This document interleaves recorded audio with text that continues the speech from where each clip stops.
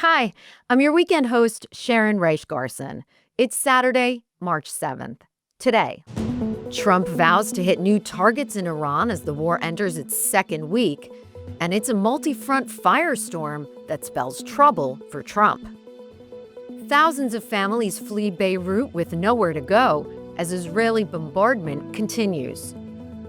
The FDA's vaccine chief is stepping down, and it's full speed ahead as Formula One returns in Australia.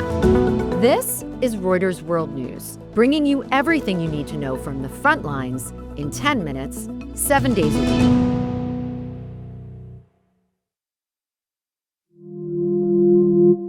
As the war enters its second week, U.S. President Donald Trump is warning Iran that it'll be hit very hard today in a post on social media, adding that he's considering new targets.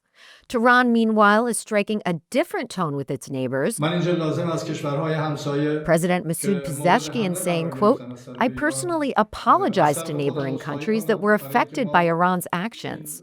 Trump calling the apology a sign of surrender. Pezeshkian says the Temporary Leadership Council will suspend attacks on nearby countries unless they're attacked first. Some strikes were heard at U.S. bases in Abu Dhabi and Kuwait as early as this morning. Meanwhile, Israel and Iran continue to trade attacks.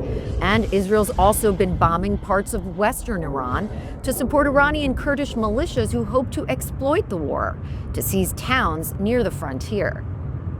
That's according to three sources with knowledge of Israel's talks with the factions. The Iranian Revolutionary Guard says it's hit 3 positions of separatist groups in Iraq's Kurdistan region. The IRGC is also challenging Trump's suggestion that the U.S. Navy could escort oil tankers through the Strait of Hormuz. A spokesperson issuing what sounded like a thinly veiled threat, saying, "We're awaiting their presence." That's according to Iranian state media. The war has stopped shipping and energy exports through the waterway. One week in, more than 1,300 Iranian civilians have been killed. That's according to Iran's UN ambassador, along with 11 people in Israel and at least 6 U.S. service members.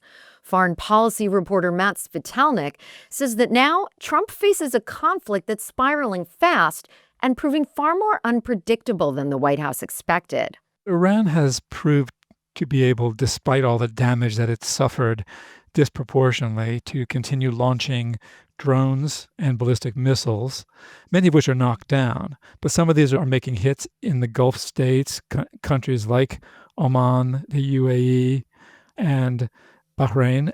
And Israel obviously has been a major target, along with U.S. bases in Middle Eastern countries. At the same time, what you have is the threat that Iran poses to the Strait of Hormuz, the waterway through which 1/4 of the world's oil and natural gas flows. And that is brought tanker traffic to a standstill. As long as that goes on, we're going to see oil markets crimping, prices going up. And that is, of course, for his MAGA base, which has a strong anti-interventionist element to it and wants him to focus more on economic issues instead of foreign adventures like this, an issue that could impact the midterm elections in November for Congress. Matt says that as things stand, with tanker traffic at a near standstill, there's no clear end in sight. And that has shown to many people that this military action was undertaken precipitously without a great deal of forethought and preparation for the repercussions. There is no end game that has been really clearly laid out. What would victory look like? What would constitute an actual triumph for this administration? That has not been explained, because ultimately it's not looking at this moment like they're going to have a total regime change by any means. Overnight in Lebanon, Israel launched a rare airborne raid, dropping troops near the town of Nabi Shit. Lebanon's health ministry says at least 16 people were killed in the past day in the area, and they're warning that number is likely to rise. In Beirut's southern suburbs, meanwhile, thousands of families are on the move, pushed out by days of Israeli airstrikes. Among them is Aliyah Hijazi, who says she's been displaced twice in just 4 days.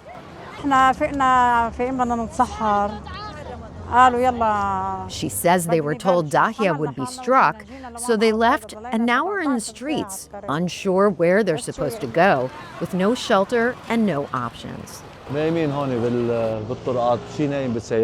man, Jamal Saifuddin, says people are sleeping wherever they can, in cars, on the street, and even on the beach.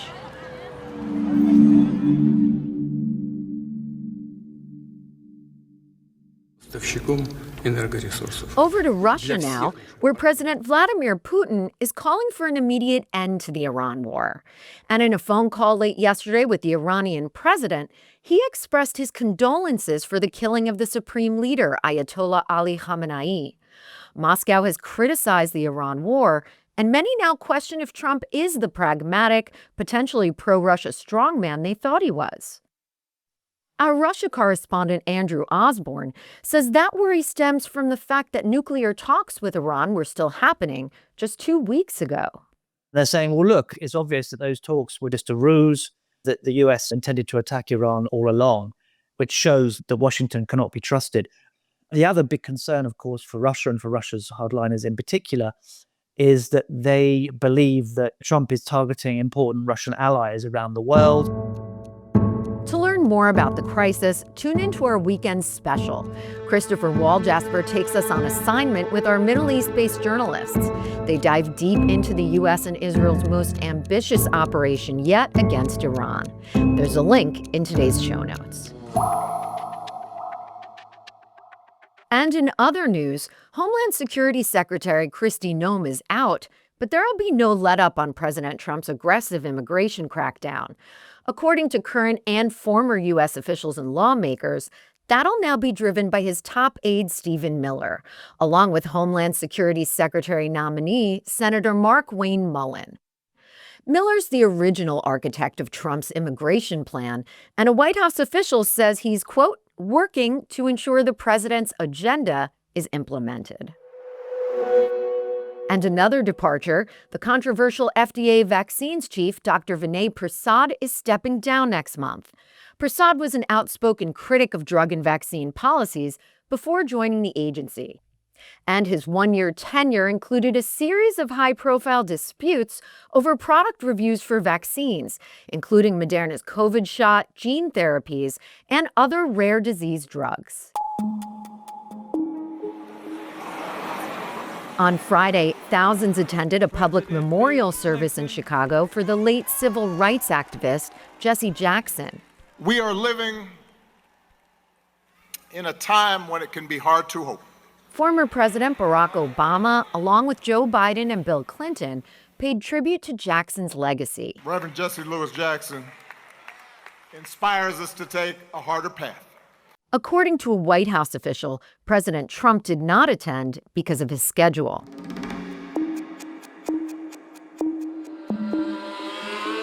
Shifting gears now, and Formula One returns this weekend in Melbourne. But things are looking very different on the grid this year. There are new rules, new technology, and a whole new team.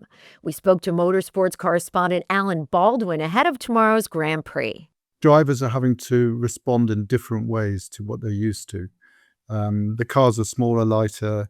There's 100% sustainable fuel. It's a new challenge for everybody. I mean, Max Verstappen has already said it's like Formula E on steroids with all the energy management, and cars are going to be going possibly at different speeds tactically and strategically because there's no more drag reduction system, the DRS that they used for overtaking.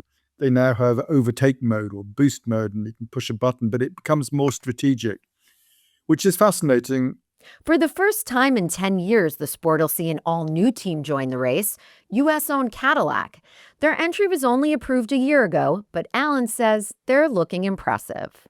They've still managed to get themselves to the point where they have done something like 8 race distances in testing already. They've sort of impressed, I think, by the fact that they just got things done. They've got themselves onto the grid. They've got a car that works.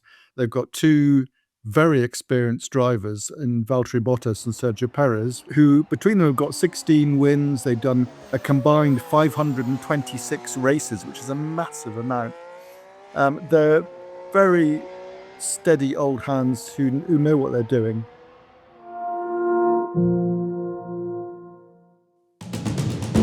For more on any of the stories from today, check out Reuters.com or the Reuters app.